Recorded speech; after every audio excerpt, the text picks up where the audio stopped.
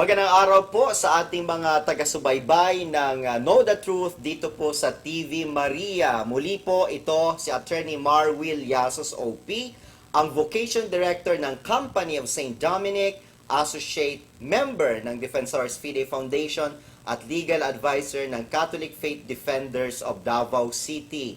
Isa na naman pong paghahandog sa inyo ng aming palatuntunan at hindi po makukumpleto ang ating programa kung hindi po natin kasama ang ating pinagpipitaganan at lubos na pinakamamahal na Reverendo Padre Abe Arganiosa. Magandang araw sa iyo, Atty. Bars. Ito po si Father Abe Arganiosa, ang National Advisor ng Catholic Faith Defenders at Associate Member din po ng Defensores Fidei Foundation. At muli ako po'y nagagalak na makasama si Atty. Mars at kayong aming mga tagapanood sa programang ito upang sa ganun ay muli po namin bigyan ng kasagutan ng inyong mga katanungan at aming ipaliwanag ang pananampalataya ng Santa Iglesia na nakabatay sa banal na kasulatan. At hindi po magkakaroon ng katuparan ng matagal na nating inaasam na magkaroon po ng ganitong palatuntunan dito sa telebisyon, sa TV Maria, kung hindi po dahil sa Children of Light Catholic Community at ng Cedar Media Incorporated. Sa mga nanonood po sa cable, mapapanood nyo po ang aming palatuntunang Know the Truth dito po sa Dream Channel 3, sa Destiny Cable 93, at Sky Cable 160. Doon naman po sa wala pa po sa kanilang cable provider ang estasyon ng TV Maria, maaari nyo pong tawagan, kontakin ang inyong mga local cable operator para mailagay po ang istasyon ng TV Maria. Sapagkat, Father, napakaganda po ng feedback, panglima na po ang ating episode sa araw na ito, at naipalabas na rin po sa TV Maria, at talagang napakaganda po ng mga natatanggap po nating mga pagpapuri sa ating palatuntunan na nagmumula po sa ating tagapanood. Okay, totoo po iyan, Atty. Mars, at talaga nga pong kaninang umaga, nung ako po'y nagising at binuksan ang aking internet, talaga naman bumugad sa akin ang katakot-takot na mensahe mula sa ating mga tagapanood. At sila nga ay nagpapasalamat sa Diyos dahil sa programang ito. At hindi lang dito yan sa Pilipinas, mga minamahal naming tagapanood, pati po ang ating mga Pinoy seminarians diyan po sa United States ay nagpadala rin ng kanilang mensahe ng papuri at pasasalamat. Particularly ang ating seminarian na nasa Connecticut, Archdiocese of Hartford, no, si Brother Jerwin Penido. At napapanood din po ang ating palatuntunan sa pamamagitan po ng YouTube. Maaari nyo pong puntahan ang YouTube at hanapin ang Cedar Media Inc. or Cedar Media Incorporated sa YouTube at mapapanood nyo po ang aming mga episodes. Lalo na po yung mga naunang episodes na naipalabas na sa TV Maria. Napakarami din po ang nagla-like sa ating Facebook page, Father. Ay, napakadami Talagang po. libo-libo na, no? Libo-libo na po ang nag-like sa ating Facebook page at gayon din po yung nanonood sa ating mga downloaded programs dito po sa YouTube. Yes. At doon naman po sa mga nagtatanong kung anong oras po nila masusubaybayan o mapapanood ang ating palatuntunang Know the Truth sa kanilang cable sa TV Maria. Ito po ay ipinapalabas mula Lunes hanggang Linggo. Isa pong buong linggo nila, Father, na masusubaybayan ang ating palatuntunan. Kaya talaga matutuwa po sila dyan sapagkat nakadepende po sa oras ninyo, sa panahon na kayo'y walang trabaho. Anumang araw sa loob ng sanlinggo ay marami kayong pagkakataon para mapanood at makita ang programang ito. Kaya nga po, talaga naman, ayon po sa mga feedback na ating natatanggap, tumataas po ang ating rating dito sa Know the Truth sa TV Maria. At marami na rin po ang mga tumatawag sa kanilang mga cable providers na isama ang TV Maria sa kanilang mga estasyon. Mga anong oras po ninyo pwedeng mapanood ang aming palatuntunan, mga minamahal? Pwede nyo po itong mapanood mula Lunes hanggang Linggo, alas 6:30 ng umaga, at ito po ay muling ipinapalabas o nire-replay sa oras na alas 3 ng hapon at alas 11:30 hanggang alas 12:30 ng hating gabi. Ayan, round the clock po ninyong mapapanood ang Know the Truth. Yes, pati po itong mga early riser natin, ay liligaya sila dyan sa 6:30 a.m. na program natin. At para po naman doon sa free ang kanilang afternoon, alas 3 po ng hapon, At para po naman sa mga parang paniki na hindi inaantok, ay meron din po 11:30 ng gabi hanggang 12:30 po ng hating gabi. Yes, at ito po ay interactive sapagkat kung gusto po ninyo magtanong sa amin, may paglilingkod po namin ang aming kasagutan sa mga susunod po na aming programa. Maari po kayong mag-text dito po sa telepono bilang 0929-980-1010. Uulitin po natin, nakikita po ninyo dyan sa inyong TV screen, 0929-980-1010. Yes. At ngayong araw pong ito, mga minamahal, napaka-interesante po ng ating tatalakayin sapagkat, Father, isa po ito sa mga pinakababatikos na aral ng ating simbahan. Walang iba yung pagdadasal natin, ano? Yung panalangin natin na inaalay natin sa mga yumao or prayer for the dead. Yes, napakahalaga po para sa atin yan. Brother Mars, sapagkat para sa atin, yung buhay ng tao ay hindi lang parang hayop na kapag namatay na itapos na. No, sapagkat sabi nga natin, ang ating Diyos ay hindi Diyos ng mga patay, kung hindi Diyos ng mga buhay. At alam din natin na tayo nilikha ng Panginoon hindi para sa kamatayan, kundi para sa buhay na walang hanggan. Kaya dahil dyan, kahit na namatay na ang isang tao, bagamat namamatay ang kanyang katawang lupa, ay para sa ating mga Katoliko, yung kanyang kaluluwa ay buhay pa rin at nagbabalik sa ating Panginoong Diyos. At yan po ay paumpisa pa lamang naming paghandog sa inyo. Ito po yung katanungan at maya-maya po lamang ay aming sasagutin ito.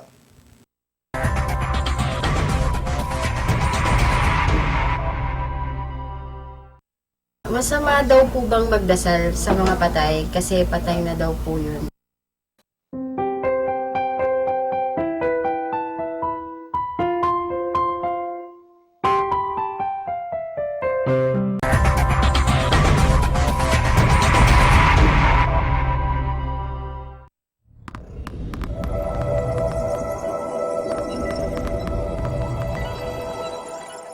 Yes, nagbabalik po tayo muli sa Know the Truth dito sa TV Maria at talaga naman pong napakaganda ng ating mga pag-uusapan sa araw na ito. Kanina po, bago tayo nag-break, ang tanong ay, Father, bakit po natin pinagdarasal yung mga namatay na?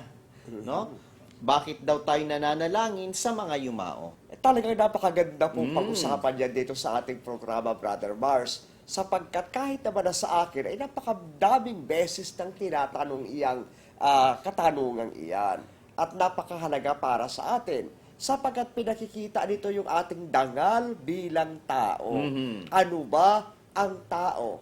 Ito siya ba ay parang hayop lamang na kapag namatay ay wala na, nagtatapos doon yung kanyang buhay? Subalit para po sa atin ay hindi. Sapagkat alam naman natin na ang ating Panginoong Diyos na lumikha sa atin ay Diyos ng mga buhay, hindi na mga patay. Yan po'y malinaw na ipinahayag sa atin noon ng ating Panginoong Diyos dito po sa Exodus chapter 3 verse 6. At yan din ay pinaliwanag sa atin ng ating Panginoong Jesucristo dito po sa Luke chapter 20 verse 38. God is not the God of the dead but of the living, because everyone, all are alive in Him. So kaya dyan po natin makikita, hindi nagwawakas sa kamatayan ang buhay ng tao. At yung pagdarasal, Father, para sa mga patay ay hindi naman inventong aral ng mga Katoliko sapagkat maging yung mga Hudyo, meron po silang gawain ganito, no? Maging nung pagdating ng Panginoong Hesukristo, hindi niya binago yung aral na ito, hindi niya po sinawata, hindi niya po tinutulan ang gawain ito ng mga Hudyo. Babasahin po natin ito, Father, doon sa nasusulat sa Lumang Tipan. Kaya lang po, dapat yung babasahin ninyong Biblia ay Bibliang Katoliko kasi pinilas ho ito ng mga Protestante, Father? Nilapastagan nila yung Biblia at tinanggal yung 7 aklat sa Lumang Tipan. At ito po ay mababasa natin sa aklat ng Ikalawang Makabeyo na tinanggal po sa mga Protestanteng Biblia. At ito po ay babasahin natin mula po doon sa versikulo 44 patuloy hanggang 46 ng Ikalawang Makabeyo, Kapitulo 12. Ganito po ang ating mababasa. sapagkat kung hindi siya sumasampalataya sa muling pagkabuhay ng mga mabuwal, ay magiging isang bagay na kalabisan at walang kabuluhan ang pagdalangin sa mga yumao. Meron po palang pagdadalangin para sa mga yumao nung mga sinaunang panahon pa. Bukod dito ay kanyang pinahahalagahan ang napakagandang gantimpalang nakalaan sa mga namamatay sa kabanalan. At ito ay isang isiping banal at kalugod-lugod. Iyan ang dahilan kung bakit nag-aalay siya ng handog dahil sa kasalanan sa kapakanan ng mga yumao sa ikaliligtas nila sa kasalanan. Napakalinaw po yung sinasabi ng ikalawang Makabeo 12:44 hanggang 46, yung pagdarasal at paghahandog para sa mga yumao. Yes, at yan nga po natin makikita mga kapatid, napakagandang aral nito mula sa banal na kasulatan na sa kasawiang palad ay nireject ng mga protestante sapagkat itinapon nga nila, binalasubas nila yung Biblia at itinapon, no, inalis yung aklat na iyan. Subalit para sa ating mga Katoliko, yung aral na yan ay tunay na aral ng ating Panginoong Diyos. Kaya naman dahil dito, ito ay ating pinoproklama. Subalit ang kagandahan, Brother Mars, kahit na po tanggalin nila yung aklat na iyan, ay makikita pa rin natin. Napakarami pa Oo, rin. marami pa rin talata sa banal na kasulatan ang magpapatunay na yung mga alagad ng Diyos ay nananalangin para sa mga namatay. Hindi lang yan, may mga prayer and fasting pa. Pati yung bangkay pinapahalagahan. Nakagaya ng ginagawa nating mga Katoliko. So sa madaling sabi, Father, meron ba tayong mababasa sa banal na kasulatan na isang lingkod ng Diyos na nagdasal para sa mga yumao? Ah, yes. At isa na nga po dyan sa pinakasikat ay itong propeta ng ating Panginoong Diyos na walang iba kung hindi si Prophet Nehemiah Si o Propeta Nehemias. Nehemias. Tama po. Yes, pakibasa po, brother, itong Nehemias chapter 1, verse 6. Babasahin ko po dito sa Protestanting Biblia na ang Biblia, Nehemias 1:6. Ganito po ang ating mababasa. Isang panalangin po ito ng Propetang Nehemias. Pakinggan ngayon ang iyong tainga at idilat ang iyong mga mata upang iyong dinggin ang dalangin ng iyong lingkod. Sa makatuwid, nagdarasal po ang Nagdarasal propeta siya. na aking idinadalangin sa harap mo sa panahong ito, araw at gabi. Paulit-ulit. Paulit-ulit Father, na na dasal. nagdarasal. Dahil sa mga anak ni Israel na iyong mga lingkod, habang aking ipinahahayag ang mga kasalanan ng mga anak ni Israel. Ang pinagdarasal po ay kasalanan Ng bayan. ng bayan na aming ipinagkasala laban sa iyo. Oo, ako at ang sangbahayan ng aking magulang ay nagkasala. Baka matanong po nila, Father, asa naman daw yung patay doon? Ay, palagay ko mas maganda, Brother Mars, makita nila, basahin natin itong Nehemias chapter 2, verse 5. Ayan. At si Nehemias na rin po mismo ang tumukoy kung nasaan yung mga magulang ni Nehemias na kanyang ipinapanalangin. Ito po ay nasa 2:5 ng Nehemias. At nagsabi ako sa hari, kung ikinalulugod ng hari, kung ang iyong lingkod ay nakasumpong ng biyaya sa iyong paningin, ay suguin mo ako sa Huda, sa bayan ng libingan ng aking mga magulang upang aking maitayo. Kitang-kita, Brother Mars, pinagdarasal ni Propeta Nehemias ang kasalanan ng kanyang mga magulang. At pagdating dito sa Nehemias chapter 2, verse 5, ito palang kanyang mga magulang, patay na, libingan na lang ang kanyang dinadalaw. Nasa mga libingan. Siguro naman po, wala naman po sigurong buhay sa loob ng libingan, ano, Yes. Father? Kaya ito po ay nagpapakita na maging ang mga lingkod ng Diyos, katulad ni Propeta Nehemias, ay meron na pong palagiang panalangin para sa mga yumao.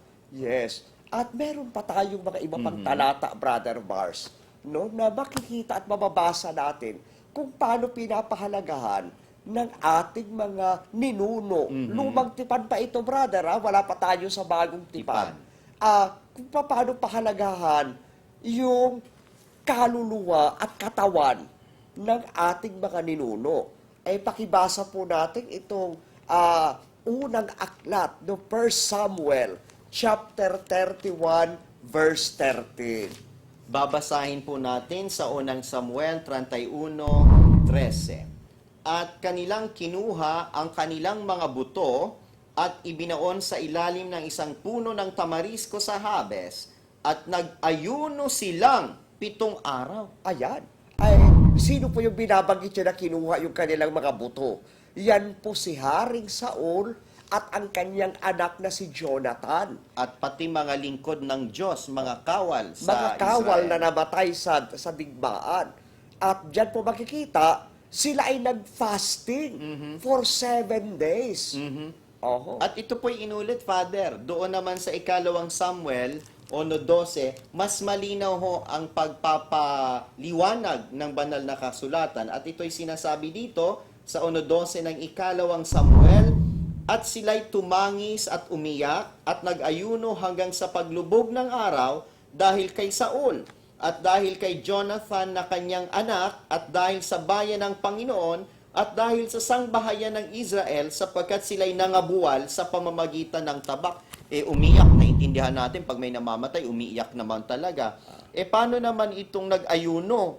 Para saan yung ayuno? Para saan yung ayuno? Siguro, Father, kung protestante ka, hindi mo mauunawaan. Yes. Pakibasa po, brother, yung 2 Samuel chapter 1 verse 12 sa wikang Ingles. At babasahin po natin sa King James Version para sa lalong ikababatid ng ating mga tagapanood, lalo na sa ibang bansa. And they mourned and wept and fasted until even for Saul and for Jonathan his son and for the people of the Lord and for the house of Israel because they were fallen by the sword. Yes. Check po natin makikita, mga minamahal na kapatid, yung salitang for Saul and for Jonathan and for the soldiers. Kitang-kita na yung fasting is not for those who are fasting, but they are intended for the good of King Saul, of Jonathan, and the soldiers who have departed or who have died in the war. And it is clearer, Father, if we are able to take a look again when this particular chapter in 2 Samuel, chapter 1, verse 12, the reason why they are fasting, because it is clearly stated here, because they were fallen by the sword. Because they were fallen by the sword. So, ibig sabihin, dahil namatay, kay ipinalangin para kay Saul, para kay Jonathan, at doon sa mga sundalo o kawal ng Panginoon. Kaya tayo rin mga Katoliko, katulad ng ginawa nitong ating mga ninuno ng mga tunay na mananampalataya sa ating Panginoong Diyos, ay kapag tayo ay namatayan, tayo rin ay nananalangin at nag-aayuno para sa kaluluwa ng ating mga yumao. For the eternal repose of. Yes. Binabanggit natin yung pangalan. At ito po'y gawaing biblikal, Father. Very gaya ng biblical, ating mga binasa. minamahal na kapatid. Paano naman po yung paglilikom ng salapi, Father, na iaalay para doon sa ikakaalaala ng mga yumao? Meron ba tayong mababasang batayan sa banal na kasulatan dito? Ay meron din po, no? At may dalawa po tayong talata na mababasa diyan. Ang unang-una nga po ay tinanggal din nila, brother, sa kalungkutan. Ito po ay mababasa natin sa 2 Maccabees chapter 12 verse 42 to 46. Babasahin ko po sa wikang Ingles. Ganito po ang sabi, "The noble Judas took up a collection among his soldiers amounting to 2,000 silver drachmas, which he sent to Jerusalem to provide for an expiatory sacrifice. In doing so, he acted in a very excellent and noble way, inasmuch as he had the resurrection of the dead in view. Thus, he made atonement for the dead, that they might be freed from this sin." So dito po natin makikita, mga kapatid, na dun pa lang, lumang tipan pa lang, sila Judas Maccabeo ay talaga nag-aalay na ng salapi sa templo para maging alay, offering to God, para sa paglilinis ng kasalanan ng mga yumao, yung ang tinatawag nating atonement for sins. At maging Father, hindi lamang sa Deuterocanonicals na hindi nila tinatanggap, meron din po tayong mababasa sa iba pang talataan ng Biblia na nagsasabi na yung salaping pangtubos ay ginugugol ito para sa pinakaalala or memorial doon sa mga tao, no? Para ipangtubos sa kanilang mga kasalanan. At ito'y babasahin po natin sa wikang Ingles sa Exodus chapter 30 verse 16 at maya-maya iliwat po natin sa wikang pambansa. Ganito po ang ating mababasa. And thou shalt take the atonement money of the children of Israel and shalt appoint it for the service of the tabernacle of the congregation, that it may be a memorial unto the children of Israel before the Lord, to make an atonement for your souls. At sa Tagalog, ganito po ang pagkakaliwat sa ang Biblia. At iyong kukunin sa mga anak ni Israel ang pangtubos na salapi. Meron po palang pangtubos na salapi. At anong ginagawa? At iyong gugugulin sa paglilingkod sa tabernakulo ng kapisanan. Kaya yung mga pare natin, Father, naglilingkod sa harap ng tabernakulo ng kapisanan, habang sila'y nagmimisa, ginugunita yung mga yumao, inaalaala sila, gamit yung salaping gugugulin na pantubos, na maging pinakaalala sa mga anak ni Israel sa harap ng Panginoon upang ipangtubos sa inyong mga kaluluwa. So, ibig sabihin, yung ating binasa kanina at ngayon ay talagang nagkakatugma. Yes. At talagang makikita natin yung kagandahan ng ating pananampalataya kapag talagang masusi po nating binabasa at pinag-aaralan ang salita ng Diyos. Siyang tunay. At meron din po, Padre, na isa pang talata sa banal na kasulatan na tila bagay hindi rin katanggap-tanggap, no, sa ibang sekta ng reliyon, kaya ito rin ay kanilang tinanggal. Kagaya po ng aklat ni Sirach o ng Eklesiastiko, Padre, na wala po sa mga Bibliang protestante. Kaya kulang-kulang po sila sa kanilang aral sapagkat nagbawas po sa banal na kasulatan.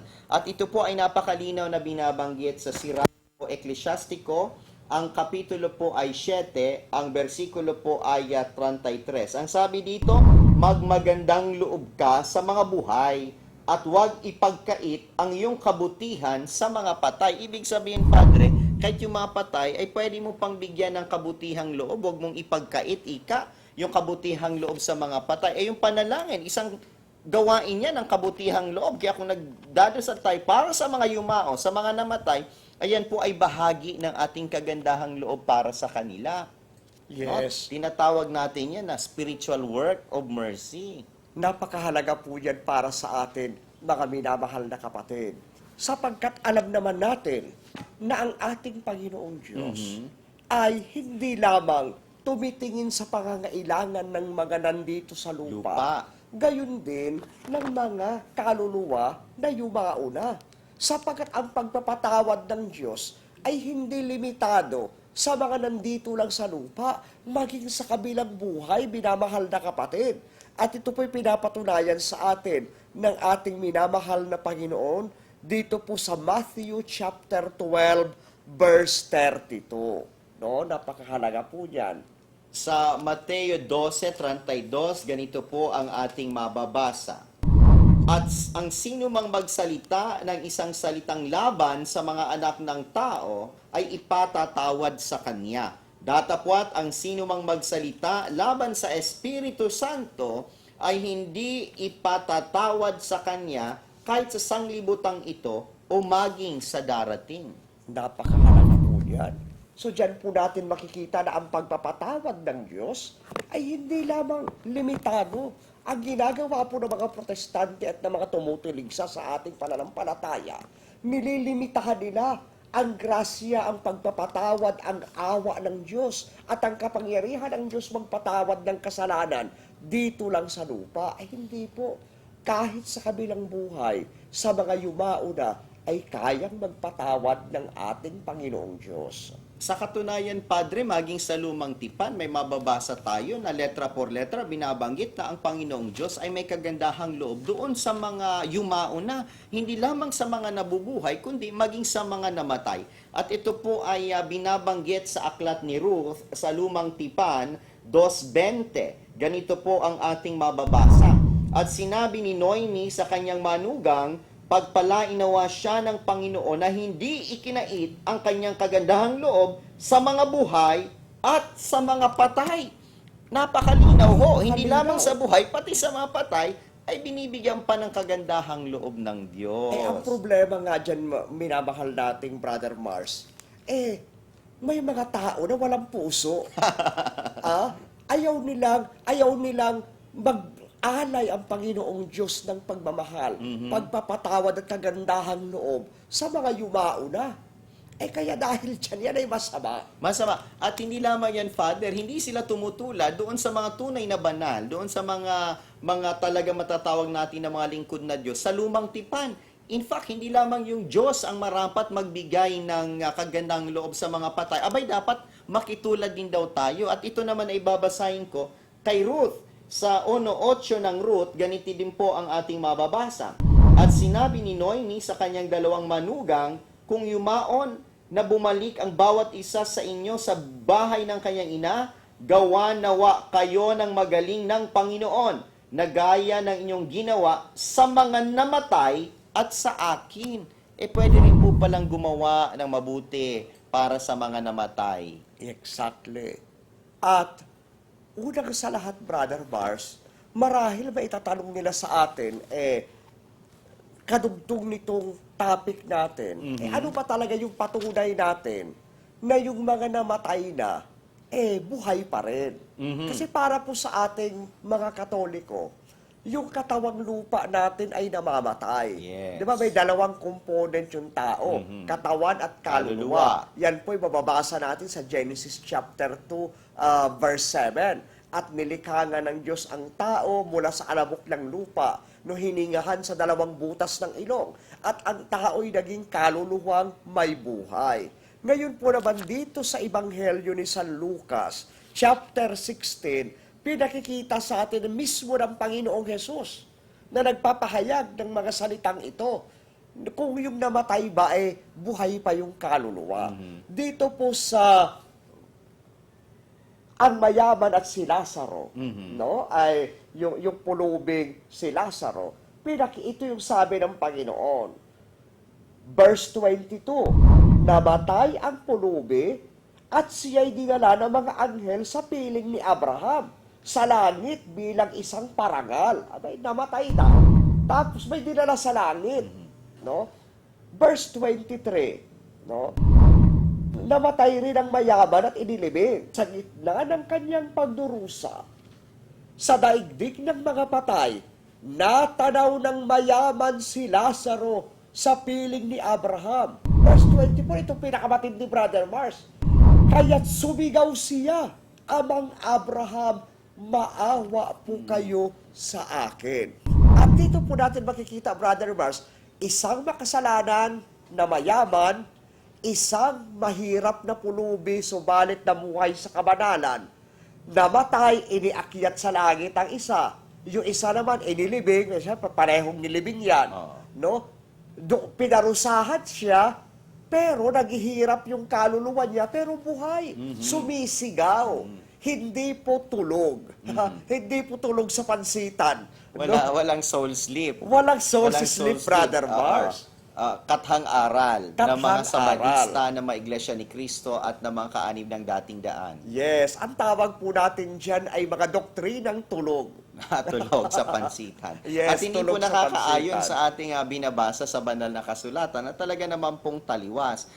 Sa katunayan, ito pong ating pinag-uusapan, Father Abe, bagamat ito'y palalawigin natin sa mga susunod na pagkakataon sapagkat kulang ang ating oras, nangangahulugan lamang na totoo yung aral ng Santa Iglesia tungkol doon sa pagdadalisay o paglilinis ng mga kaluluwa ng mga yumao. O sabihin na natin ay yung dogma ng purgatorio. Kasi maging sa lumang tipan po ay napakalinaw po na may mga nabuwal na o mga namatay na dinadalisay pa hanggang sa panahong takda. Ibig sabihin, hindi naman ito magpasawalang hanggang pagdadalisay, may takdang panahon ho. Yung mga namatay na. At ang halimbawa po nito ay yung mga pantas na binabanggit ni Propeta Daniel. At ito po ay babasahin po natin sa Daniel, Kapitulo 11, versikulo 33 at itutuloy po natin hanggang 35. At silang marunong sa bayan ay magtuturo sa marami, gayon may mga bubuwal sila sa pamamagitan ng tabak at ng liyab, ibig sabihin mamamatay, ng pagkabihag at ng samsam at ng maraming araw. Pagka nga sila'y mga bubuwal, ibig sabihin mamamatay, sila'y tutulungan ng kaunting tulong, ngunit marami ay magsisipisan sa kanila na may mga daya. At ang ilan sa kanila na pantas ay mga bubuwal upang dalisayin sila at linisin at paputiin hanggang sa panahon ng kawakasan sapagkat ukol sa panahon pang takda. Ito po, Father, napakalinaw. Patay na, nabuwal na, pero dadalisayin, papuputiin hanggang sa panahon ng kawakasan, sa panahon pang takda. Ito po ay patunay na yung ating aral tungkol sa pagdarasal sa mga yumao at purgatorio ay batay po nakasalalay at nakasalig sa salita ng Diyos. Kaya itong ating mga kapatid na tinutulig sa itong ating aral hinggil sa purgatorio at sa paglilinis ng kasalanan ng mga namatay, palagay ko hindi nila ginawa ang kanilang araling takda. Okay. Yung tinatawag nating takdang aralin, Yeah, araling takdang takda. aralin. At talaga naman, paano naman nila malalaman ang mga katotohanan ito ay malayo sila sa katotohanan. Kaya nga po, Father, talaga pong nagpapasalamat po tayong muli sa Cedar Media Incorporated sa paghahandog po ng ating palatuntunan at doon po sa ating pinakamamahal na charismatic community, ang Children of Light Catholic Charismatic Community, na kung saan din po nagbibigay po tayo ng Bible study. Sa paghahandog po ng palatuntunan ito na muli mapapanood po sa TV Maria, Dream Channel 3, Destiny Cable 93, Sky Cable 160 at ito po ay paulit-ulit na mapapanood mula Lunes hanggang Linggo sa 6:30 ng umaga, alas 3 ng hapon, alas 11:30 hanggang alas 12:30 ng hating gabi. Father? Yes, at muli tayo po naman ay muli nakapaghatid sa inyo ng pagpapahayag ng salita ng Diyos at ng katugunan sa inyong katanungan. Naway wag po kayong mag-atubiling magpadala pa sa amin ng higit pang mga katanungan upang sa ganon ay magkaroon po ng kasagutan ang mga bumabagabag sa inyong isip at puso. Sabi nga natin, know the truth and the truth shall set you free. At tayo po'y nananawagan sa ating mga kababayan, sa ating mga kapatid sa Iglesia Katolika na patuloy po nating ipagdasal ang ating mga yumao sapagkat po hindi nalalagot o napapatid ang pagmamahalan ng mga Kristiyano. Ang kamatayan po ay walang kapangyarihan para tayo paghiwalayin sa pag-ibig ng ating Panginoon. It is an act of charity and an act of mercy para po igawad po natin sa kanila ang kagandahang loob sa pamamagitan ng pagdarasal para sa kanilang ikatatahimik na makasama po doon sa kaharian ng Diyos sa bayang banal. Muli po, ito po si Attorney Mar Villasos, kasama po natin si Reverendo Padre Abe Arganyosa. Patuloy po namin kayong inaanyayahan na alamin ang katotohanan sapagkat ito lamang ang makakapagpalaya sa atin. Maraming salamat po at magandang araw sa inyong lahat.